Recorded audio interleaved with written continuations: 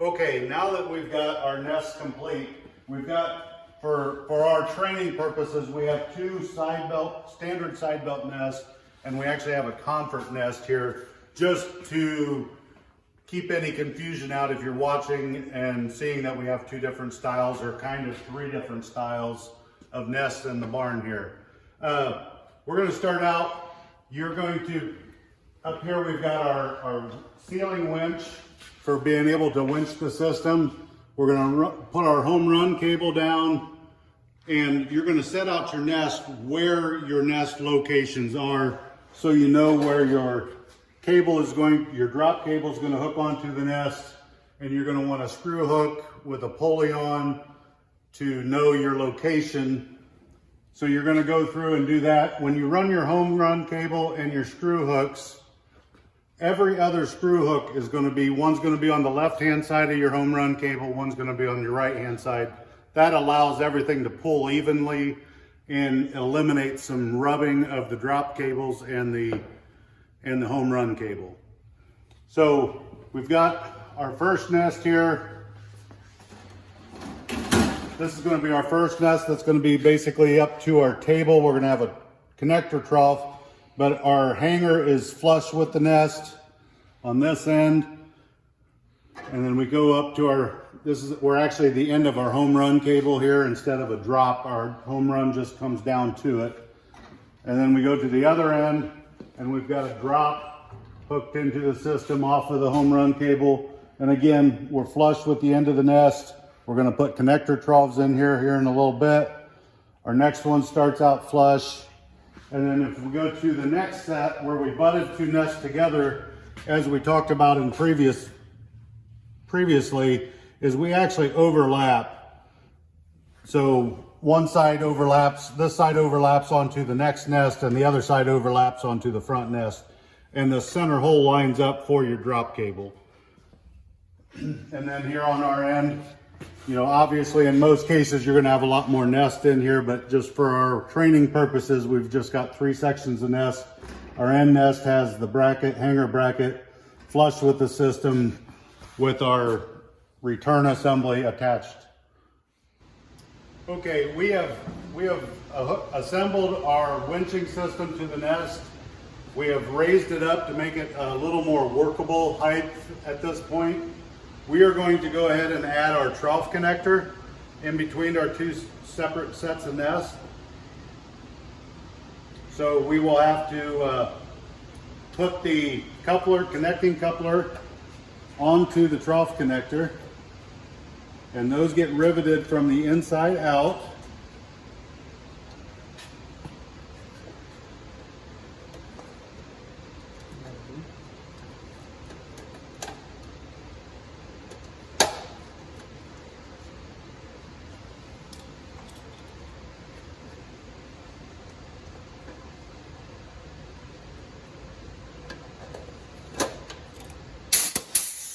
On both sides.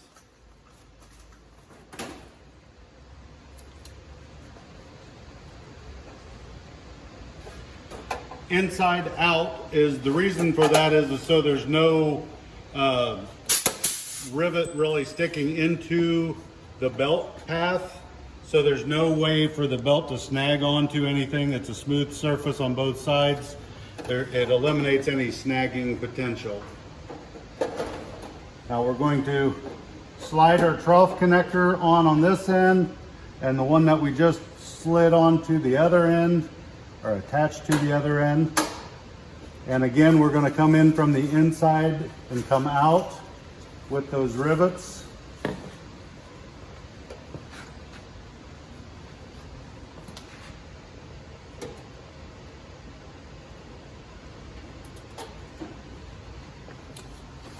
And whatever height works better for you, as far as to be able to get in underneath to attach is perfectly fine on your winching.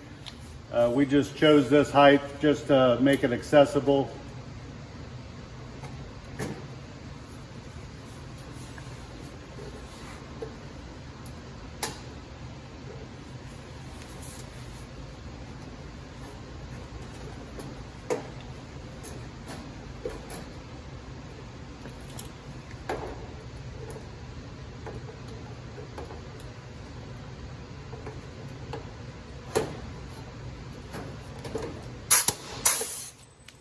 So there's going to be 2 rivets on.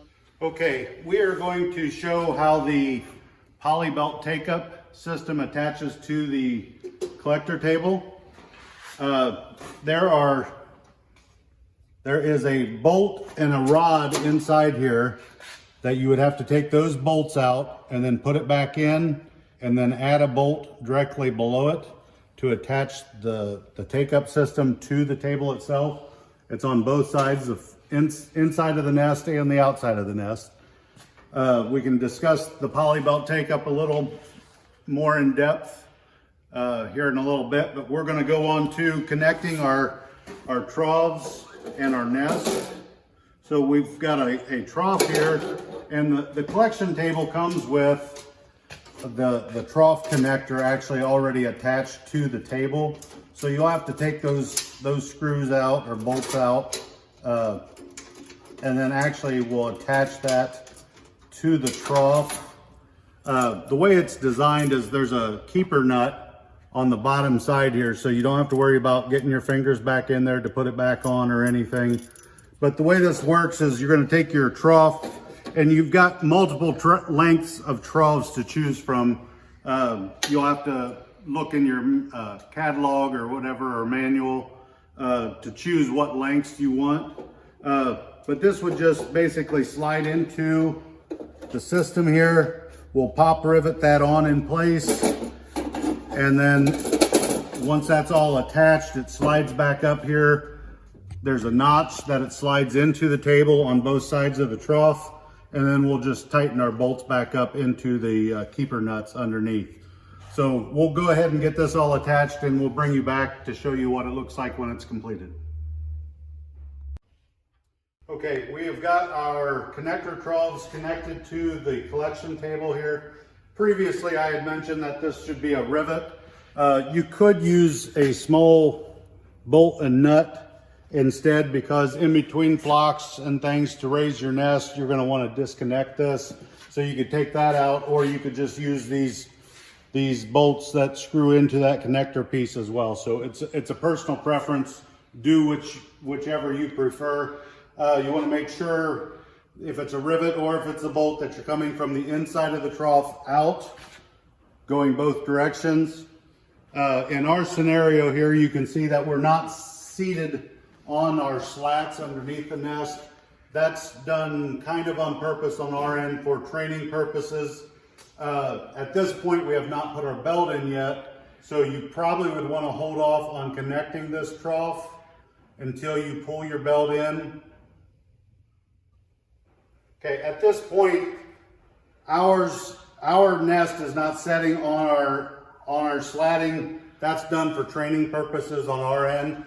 In your case, at this point, you may want to hold off putting the connector trough to the collection table to be able to pull the belt into the nest system itself. So you pull in from the bottom and come back on the top, and then you'd have your 2 ends hanging here when you connect your trough to your table to be able to go through the collection table. So just for simplification, before you set your nest on your slat or wall, whatever it is that you've got it setting on, you may want to pull that belt in through the nest sections themselves, just for ease of getting to what you need to get to. Okay, at this point we are ready to start putting our belt in. In our display sample here, we've got our poly belt take up on this side, which is a lot easier for viewing purposes. It does not matter as far as pulling your belt in if it's a poly belt or if it's a cloth belt.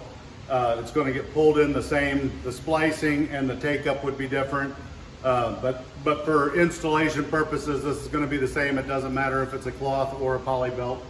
So you're going to set your roll up here on the end. In your case, you're going to have a pretty good sized roll. You want to put it on some sawhorses or something with a rod or pipe through it probably, so it feeds off as you're pulling. We've just got a short section here, so I've started feeding it in, and at the beginning of every nest section is a belt guide. And I started that one, and then you're going to have the same thing on the other end of that same trough section.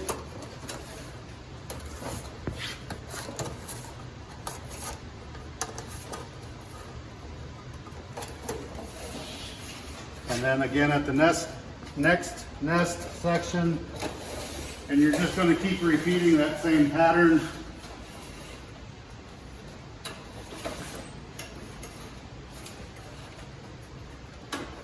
Make certain that you do not miss one. It could mess up snagging the belt.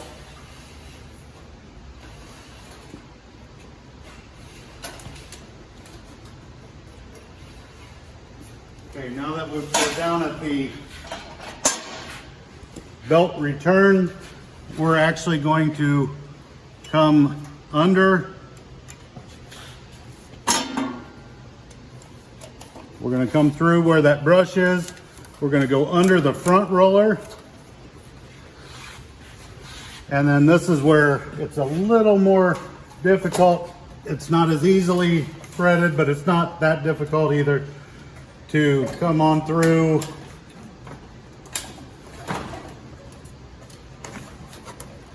And come on down that trough for the egg belt.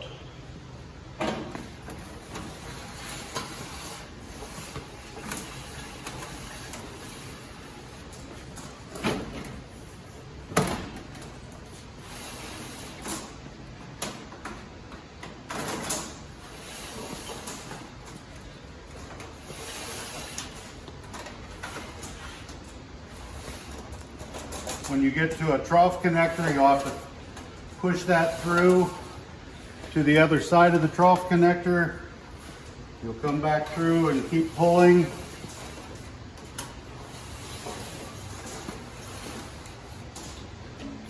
And in our case, we have our connector trough to our table, so I'm just going to push that all the way through.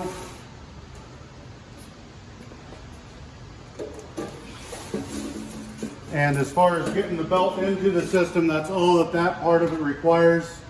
We'll come back to the threading it through the poly belt take-up system, and we'll show threading it through for a cloth belt system. Okay, now we've got our belt into the nest system. We're going to start feeding it through using the poly belt take-up. Depending on the length of your trough, there could be a egg belt guide on the bottom side, so please confirm and double check that it is in there in the guide if that's the case. We're going to come in over the top of the first roller. We're coming in from the back side down. Now we're going to go under this metal bracket.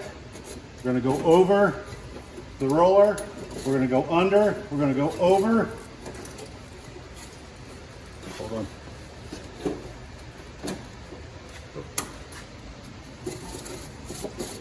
We're going to come on through, and this roller here is on a spring, so in our case we've got it pulled back. You can stick a screwdriver or a rod of some sort in there to keep it at a workable position. We're going to go through the bottom side of that roller. We're going to go past it, and then there's a roller right here. We're coming up and going back, and the plate that is here has the belt direction on threading it through the system.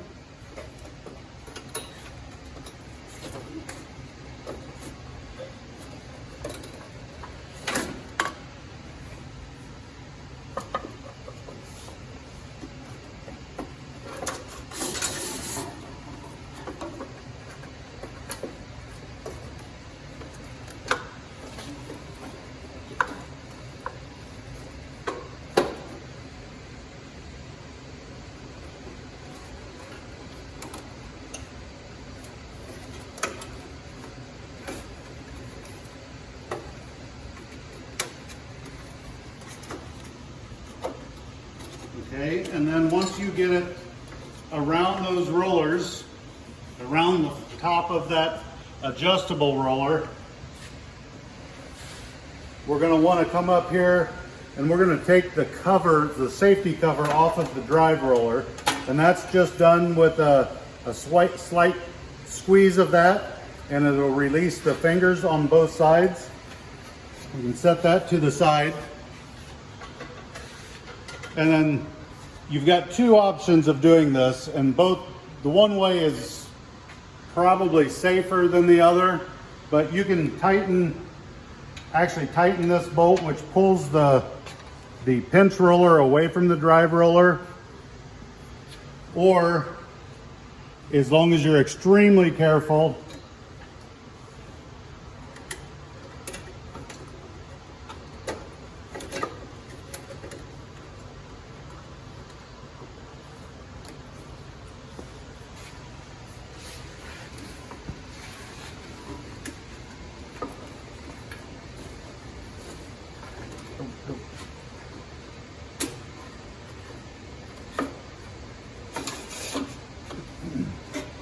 once you get the belt pulled through here, you can align it with those rollers and have your speed turned way down. Have this switch, this is the reversing switch. Up is forwards, down is reverse, and there's a middle position which is off. So I'm going to turn my power on with this in the off position, and I'm going to run this backwards very slowly. And we'll have to turn that speed up just a little bit and let it feed out the bottom side.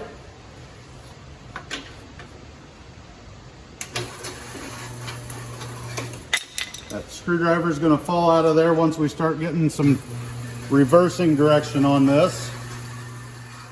Okay, as you've come through the pinch roller and it's fed through, you need to make sure that you get on the right side of the brush system here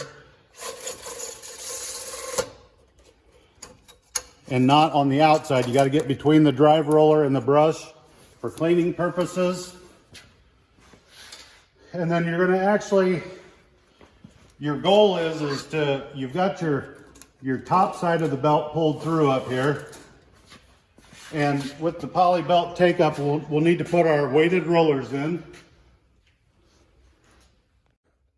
Okay, now when we're using the poly belt take up, we're going to add our weighted rollers in at this point.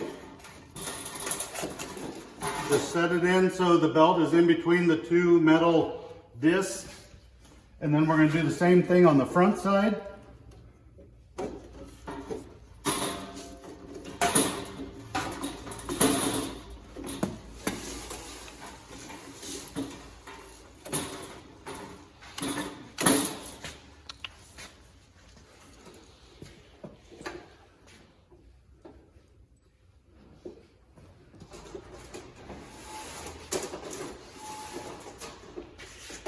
Now, is what you're going to do, especially if you're using the drive to run the system backwards, is you'll run it nice and slow, but you want to make sure that this spring roller is pulled all the way to the front and that our weighted rollers are all the way to the top. This allows for all of the tension or the slack out of the system. Okay, we have already pulled our belt through the nest system. We've gotten our weights threaded through our system. We want to make sure our weights are both at the top. We want to make sure the spring-loaded roller is all the way forwards. And we've got our belt through the drive roller, in between the brushes and the roller, and across over the top. And we've got our leading end from the nest, or our tail, depending on which end you're standing from, on the top. So our end coming from the nest, we've got an angle already cut in this. So we want to cut that angle. Yours should be squared. You want to cut that angle on the end. And we've got that angle on both ends, but we're going to cut some of that out. We've got a little extra belt here. So we're going to cut a little out, but you want to make sure you leave enough room so you've got a little give for splicing purposes, for threading the lacing in. So you want to overlap between 8 and 9 holes. So my end's right here, so I'm going to just go 2, 3, 4, 5, 6, 7, 8. I'm going to take this end, and I'm using a scissors. You could use a scissors, a tin snips, a knife. Just try to be cautious, not so you don't injure yourself. And I'm going to cut that same angle on this end. So I'm just going to cut it. I've got my angle there, and I'm going to angle it back on the other side. As that starts up, we're going to run it slow. As you can see, our rollers, or weighted rollers, are starting to fall down or roll down. Our spring roller here is going to make the adjustment to where it finds its happy medium to keep the proper tension on the belt. And those weighted rollers will bounce around a little bit. That's very standard, but you want to do it so whenever you're done, these rollers are only going to come down a little bit.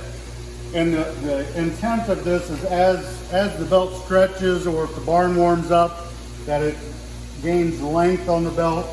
As these rollers get down, you can see on the covers for it, there's a series of rollers down here that these belt weighted rollers will come down on these bearings and roll on there. It's time to probably shorten the belt up. You know, ideally you would just run the belt, catch your splice up here in the front. You would catch your splice up here in the front, unlace it, cut one or the other end off, get those like we did in the beginning, so the rollers are the weighted rollers are pulled up by running the machine backwards a little bit. Make sure that this spring tension roller is forwards, and then you would go ahead and shorten the belt up at that point. All right, we have got our cloth belt strung through or laced through the system, just the same as we did the poly belt.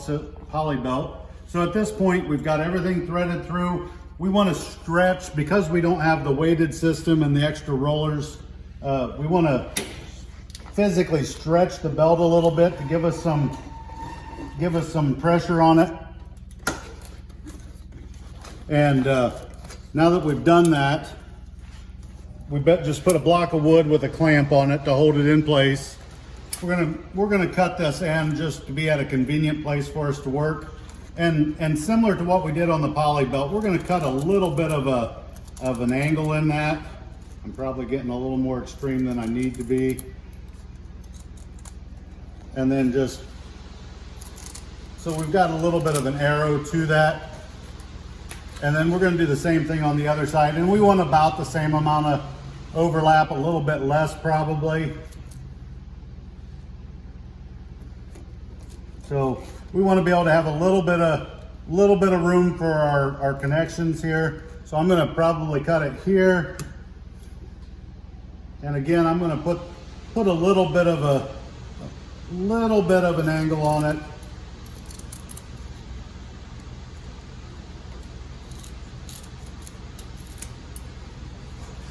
Okay, so now that's pretty much, the belt's gonna lay in here like this.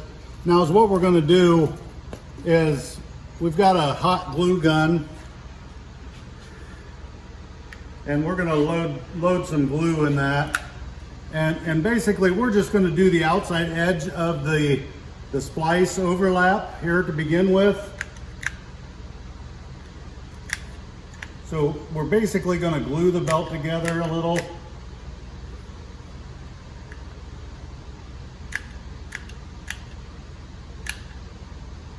So we're going to just go along this edge. We're going to go along the angled edge that I cut.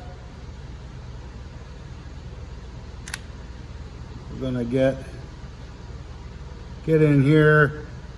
And then I'm going to put an X through the center of that splice. And I'm going to do the edge of this one here just to make sure I've got it lined up properly.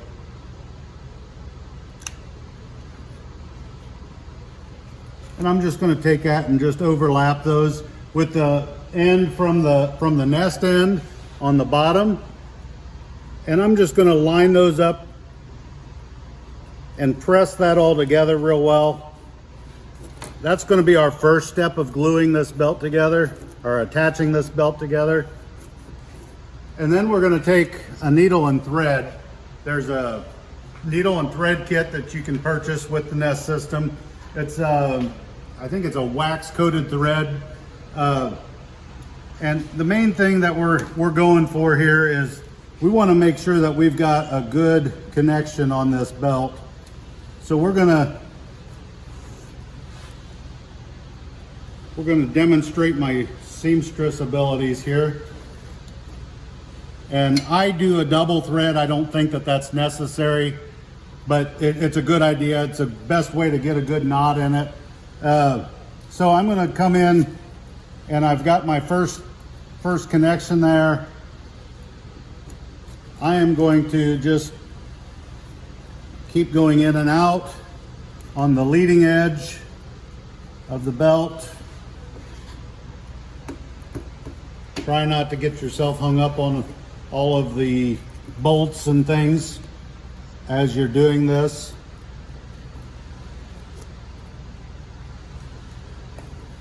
So is what our goal is basically the same pattern that I used for gluing the belt. We're going to actually do the same pattern basically for sewing the belt. You want your leading edge, your outside edges, and then you want that X through the middle. The X in the middle probably can be slightly larger stitches, but you still want that in there to give it the extra strength. The leading edges, outside edges are probably needing to be a little bit tighter stitches to help hold the system together. I think we're going to cut for a little bit and then we'll come back and I'll show you what the completed sewing would look like. Okay, now that I've completed the sewing of the cloth belt here, you can see where I sewed around the edges, around the leading edge, the sides, the tailing edge, and then I did just an X through the center. As you can see, those are, hopefully you can see this, that there are fairly large stitches through the center, but it still helps pull those together. Now that we've got that done, we took our board and our clamp off so that the belt is released. We're gonna turn the system on to run forwards, just to watch how the tracking works for us. And if there's any adjustment needed in the tracking, the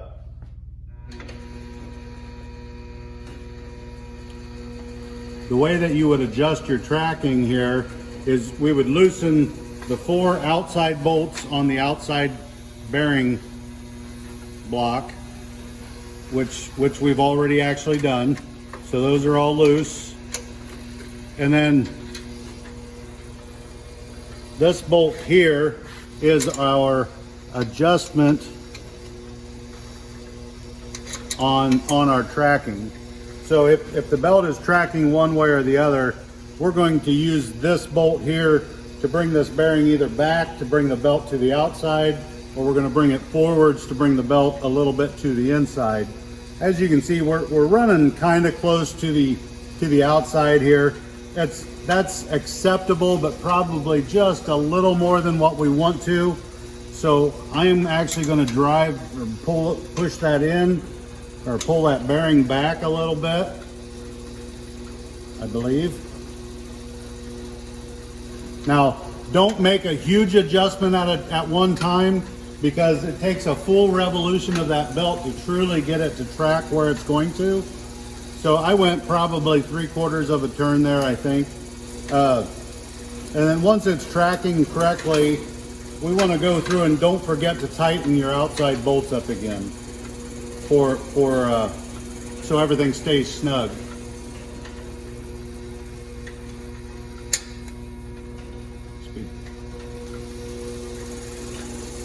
And there on the controller there is a dial on there to speed up and slow down. Once you've got it rolling a little bit on the, moved it a little bit, you can turn the speed of that up as long as there's not eggs on there.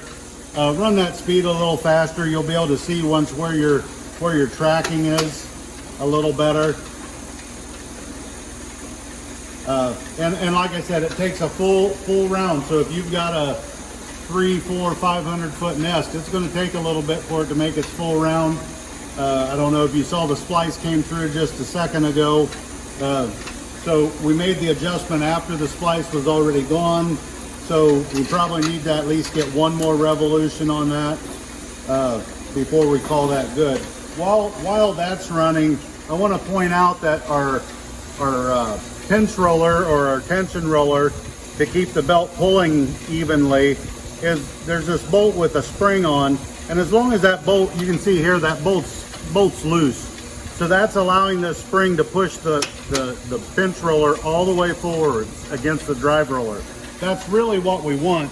The only time that you really want to tighten the nut on this to where it's tight is, again, if you want to hand feed through if you're putting the new belt in or re-threading a belt through it, you'll want to pull that back and get some tension pulled back to allow some space between those rollers.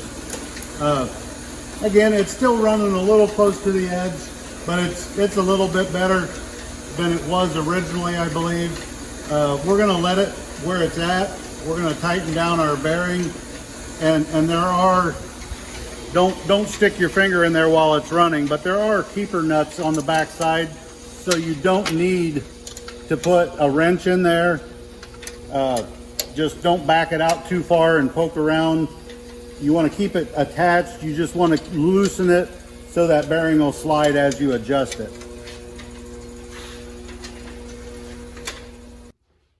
Okay, now that we've got our complete nest hanging, for those that have chosen the closer system, automation for the nest, we already had our components on the nest.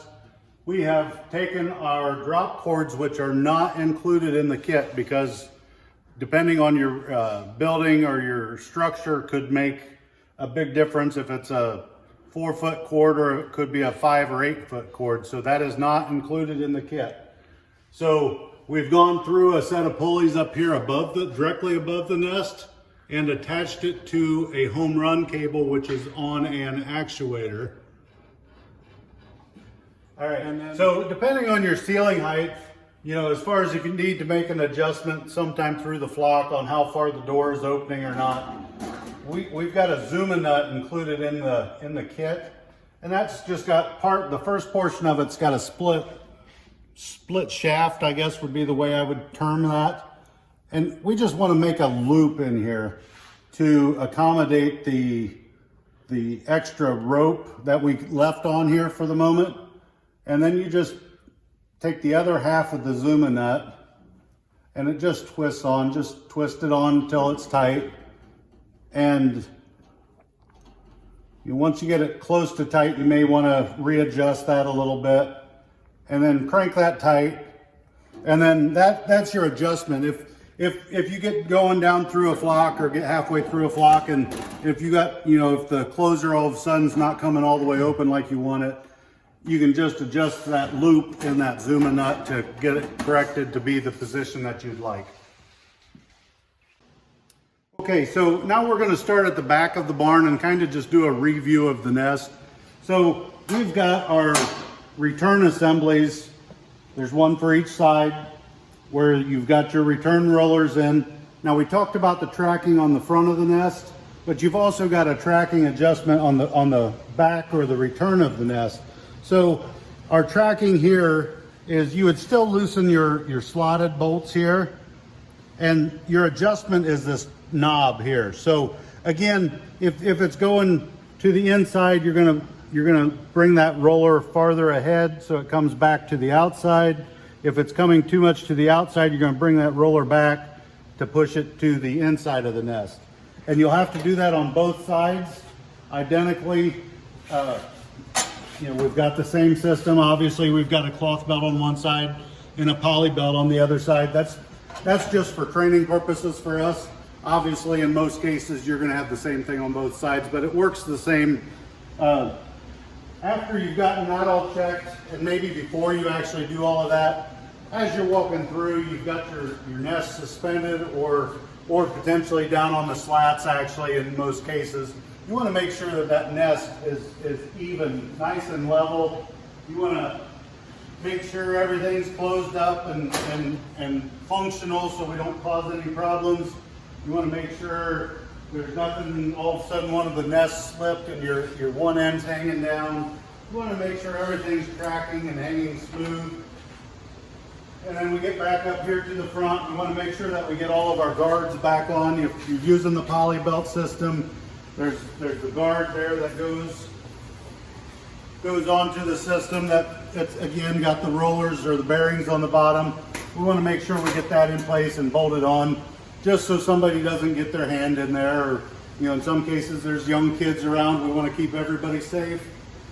On the front end here, we've got the covers that we took off. We want to make sure that those are back in place.